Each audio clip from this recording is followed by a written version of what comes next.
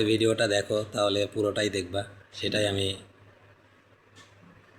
অনুরোধ করছি। কারণ তুমিও জানো, স্কুল লাইফ থেকে আমাকে চিনো তুমিও বন্ধু, আমি কোনো দিন খেলা নিয়ে কারোর সাথে তর্ক করি নাই বা এরকম কোনো কমেন্টস করি নাই। আজকে কি, আসসালামু আলাইকুম রহমতুল্লাহ, আশা করি সকলে ভালো আছেন। এই ভিডিওটা করার কারণ হচ্ছে, আমি মূলত যে দলে সাপোর্ট করে না কেন, খেলা নিয়ে তেমন একটা তর্ক করি না কারোর সাথে, তর্ক যাইও না, যে যা বলে শুনে থাকে চুপ করে। কিন্তু আজকে হঠাৎ করে কেন জানি মনে মানে বোঝাতে পারবো না, কেন জানি হঠাৎ করে তর্কে জড়িয়ে গেছি, তাও আবার আমার এক স্কুল ফ্রেন্ডের সাথে। সে আর্জেন্টিনা সাপোর্টার, আমি ব্রাজিলের সাপোর্টার। তো মনে করেন যে সে কিছু খোঁচা মায়ের কথা বলে, তাই আমি এগুলোর কোনো দিন কোনো রিপ্লাই দিই নাই বা কোনো দিন কোনো ইয়েতে কমেন্টস করি নাই। আজকে কী মন হলো আমি কমেন্টস করলাম। তা এক পর্যায়ে আস্তে আস্তে কিন্তু এটা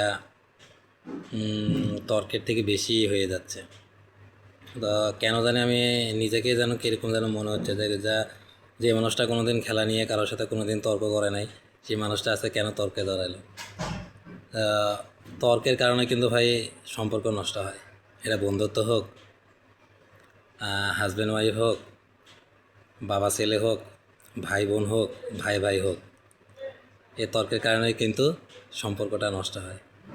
তো আমি কোনো দিন তর্কে যাইতে চাই নাই। অ্যান্ড কী কারণে যে আমি তর্কে চলে গেলাম, এক পর্যায়ে মনে করেন যে যুদ্ধ রণক্ষেত্র হয়ে গেছে। সে এক প্রকারের একটা কথা বলতেছে, আমি আরেক প্রকারের একটা কথা বলতেছি, এভাবেই। তো আমার পক্ষ থেকে আমি আমার বন্ধুর কাছ থেকে সরি চাচ্ছি, যে তর্কের কারণে আমি কোনো দিন খেলা নিয়ে তর্ক করি নাই।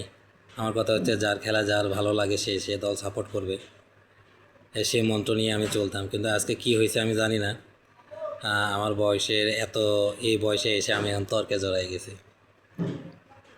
তো বন্ধু, তোমার দলের জন্য শুভকামনা, যে দল সাপোর্ট করে সব দলের জন্য শুভকামনা।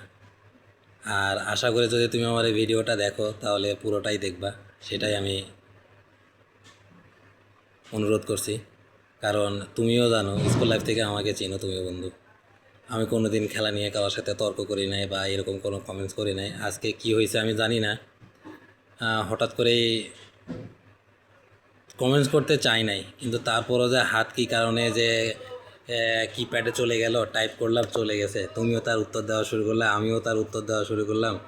আস্তে আস্তে এটা কিন্তু তর্কের থেকেও বেশি হয়ে যাইতেছে। তো আমি চাই এটা এখানে স্টপ হয়ে যাক। আমি কোনো দিন তর্ক করি নাই, আর এটার জন্য আমি আবারও তোমার কাছে বন্ধু ক্ষমা চাচ্ছি। এই ভুলটা যেন আমার না হয়, সেজন্য আমি নিজেকে শুধরানোর জন্য এই ভিডিওটা করলাম।